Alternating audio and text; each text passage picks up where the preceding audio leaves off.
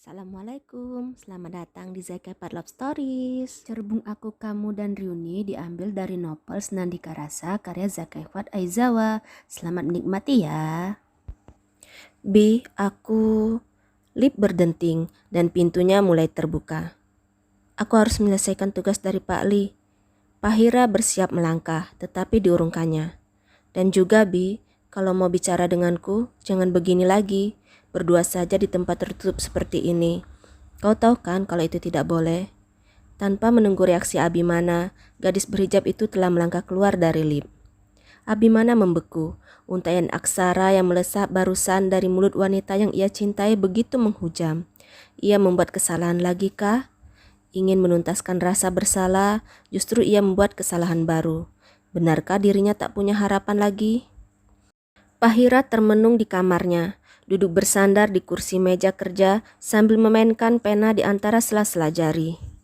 Bayangan kejadian di lift siang tadi tentang semua yang Abimana sampaikan menyangkut perasaannya berputar di memori otak bak slide film yang ditayang ulang.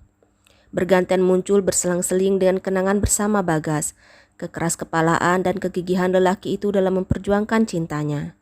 Gadis dengan bola mata coklat gelap itu menghela napas, lantas membenamkan wajahnya ke atas meja, beralas pada kedua telapak tangan yang ia tautkan.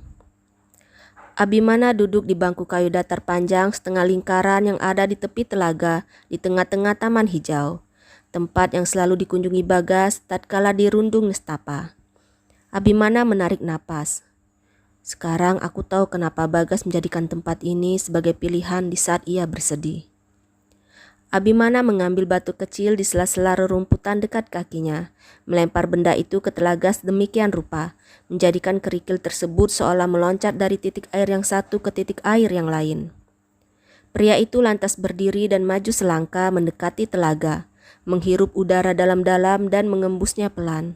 Kemudian meletakkan kedua telapak tangannya di dekat mulut, membentuk bulatan ibarat corong. Pahira! Napasnya naik turun, terpancar sedikit kelegaan di wajahnya. Pahira! Abimana menjeda dan mengatur napas hingga mengulanginya lagi untuk yang terakhir. Pahira! Abimana tersenyum, seolah semua kegundahannya lenyap bersamaan dengan teriakannya yang hilang, tenggelam hingga ke dasar telaga di kegelapan malam. Namun, ketika ia kembali dan melihat rumah megah keluarga Bagas, tepat ketika ia mendongak ke atas dan netranya tertuju pada jendela kamar Bagas, entah kenapa gundah gulana kembali menerpa. Abimana lupa, tempat biasa ia mencurahkan segala keluh kesah bukanlah telaga di taman hijau, melainkan di hamparan sajadah panjang yang selalu ia bentang tanpa terlupa setiap harinya. Abimana bergegas melangkah ke samping rumah, berjalan memasuki rumah melalui pintu belakang, hingga ia sampai ke kamarnya, lantas ke kamar kecil dan berwudu. Ada ketenangan dan kenyamanan yang dirasa Abimana ba'da menunaikan salat sunnah 2 rakaat. Pemuda berkulit sawo matang itu melihat jam yang terpasang di dinding kamarnya. Pukul 9 lebih beberapa menit. Belum terlalu malam, pikir Abimana. Abimana seolah mendapat keberanian untuk menghubungi Fahira. Ia mulai memainkan jemarinya di kolom percakapan pada aplikasi WhatsApp. Sebentar mengetik, sebentar dihapus, mengetik lagi, dihapus lagi. Begitu terus, keberanian itu menguap tiba-tiba, sebab ia menduga Pahira tak akan suka. Pahira mengangkat wajah dari atas meja kerja di kamarnya. Hatinya sungguh bimbang, antara Bagas dan Abimana, atau tidak keduanya. Lantas ia beranjak dari kursi, berjalan pelan hendak ke peraduan. Tidak, aku tidak akan bisa tidur tenang kalau begini, pikir Pahira. Gadis itu akhirnya melangkah ke pintu kamar, membukanya, lalu berjalan menuju kamar mandi yang ada di dekat dapur rumah. Kemudian kembali ke kamarnya melaksanakan salat istihara. 1 pekan berlalu, Abimana tak pernah punya kesempatan untuk memperbaiki kesalahan. Pahira menjaga jarak dengannya, meski gadis itu bisa bersikap biasa di hadapan Abimana. Tapi Pahira tak pernah memberi ruang bagi dirinya untuk bicara. Abimana seolah menemui jalan buntu. Ia lebih berhati-hati bersikap kali ini, tak ingin membuat kesalahan lebih fatal lagi. Lalu pagi ini, Pahira tak datang cepat seperti kebiasaannya, yang tiba lebih dulu ke kantor sebelum karyawan lainnya. Ada apa denganmu, Fah? Mungkinkah kau sakit? Abimana bertanya-tanya dalam benaknya. Telepon genggam Liliana berbunyi. Oke, baiklah, tunggu aku di sana, ucap Liliana setelah menjawab salam. Liliana kemudian keluar dari ruangan divisi pengawasan mutu menuju lantai bawah. Beberapa menit berikutnya, ia telah balik lagi ke ruangan bersama Fahira. Mereka datang membawa kantong kresek besar di masing-masing genggaman, tampak berat. Abimana ingin membantu, tapi... Apa yang kalian bawa? Perlu bantuan? Tanya lelaki tinggi kurus berkacamata. Buruan Gi, bantu, berat ini. Fahira banyak bawa makanan.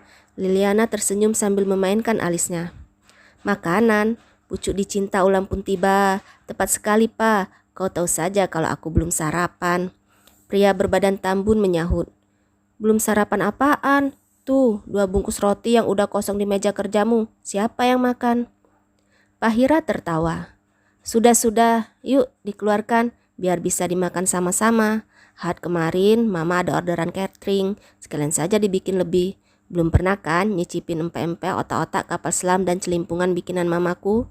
Kata Fahira sambil mengeluarkan wadah makanan itu satu persatu dari dalam kantong kresek, lalu membukanya. Mantap jiwa, semua makanan kesukaanku ini, Fa. Pria tambun itu mencomot sebutir empek-empek dan memakannya. Duduk napa bang? Terus jangan langsung masuk mulut gitu, baca bismillah dulu kek. Fahira terkekeh. Rekan wanita senior berumur 30-an menegur pria tambun berpipi gembul. Wanita itu menarik ujung jilbab yang ia kenakan ketika hampir saja masuk mengenai kuah santan kental dalam wadah besar berisi celimpungan. Aku ambil piring dan sendok di pantry dulu ya, Liliana menawarkan diri.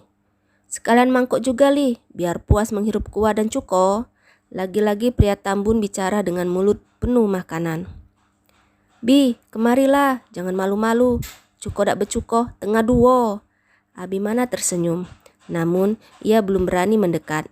Pura-pura sibuk dengan laptop. Fahira meliriknya sekilas. Liliana datang membawa nampan besar berisi piring, mangkok, sendok dan juga gelas. Ambil sendiri-sendiri ya, tuh gelasnya juga udah aku bawain.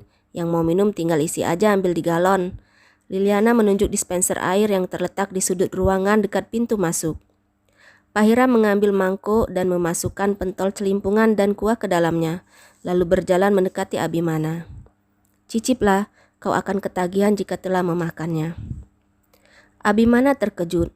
Gadis yang ia kira menghindarinya telah ada di hadapannya. Terlebih lagi, Fahira membawakannya makanan serasa durian runtuh. Temui aku sepulang kerja di halaman kantor. Ada yang mau aku katakan. Belum selesai Abimana bereuforia sebab perlakuan Fahira terhadapnya tadi. Lantas kini gadis itu meniupkan angin segar melalui untaian aksara yang ia sampaikan. Harapan yang telah mati seakan hidup kembali. Benarkah Abimana masih punya kesempatan? Oh iya, ini ada beberapa catatan kaki yang diambil dari percakapan yang ada dalam cerbung. Silakan disimak ya. Siapa tahu kamu belum paham apa yang dibicarakan. Semoga setelah ini paham ya. Terima kasih. Sekian dulu ya. Dan quote kita hari ini adalah ikhlaslah pada masa lalu, bersyukur untuk masa kini, dan pasrahkan masa depan kepada Allah. Assalamualaikum.